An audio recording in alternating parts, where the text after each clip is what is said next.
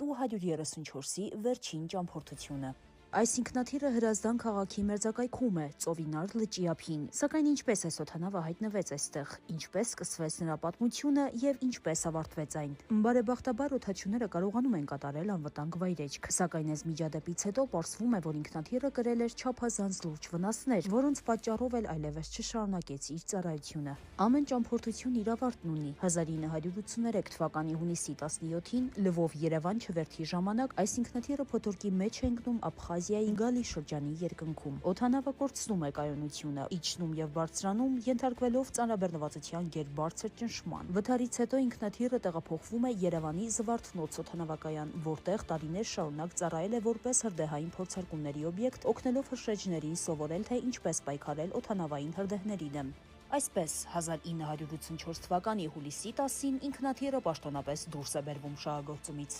Սակայն ժամանակը կանգ չի առնում, եւ 2023 թվականին այս ինքնաթիռը տեղափոխվում է Հրազդանի ջրամբարի ափ, գտնվելով մի վայրում, որտեղ քչերը գիտեն նրա անցած երկար ու դժվար ճանապարհը։ Ինքնաթիռի պատերի մեջ բազմաթիվ պատմություններ են։ Յուրաքանչյուր նստարան, յուրաքանչյուր պատուհան հիշում է իր վերջին ճամփորդությունը, իր վերջին ուղևորին, թեև լռում է, բայց կարծես դեռ պատմում է իր անցած կյանքի մասին։ Այսօր երկաթե այս թռչունը լուռ է, բայց նրա պատմությունը շարունակում է ապրել, իր մեջ հիշելով վերջին ուղևորների պատմությունը, նրանց դեմքերը, նրանց ուրախությունը եւ երազանքները։ Այժմ այս ինքնաթիռը հուշարձան է դարձել բնության մեջ, իր մեջ արտացոլելով ժամանակի ու մարդկային սխալները։ Կիսվիր քո տպավորություններով, եթե եղել ես այս վայրում։ Հավանիր եւ տարածիր տեսանյութը, ինչպես նաեւ չմոռանաս բաժանորդագրվել։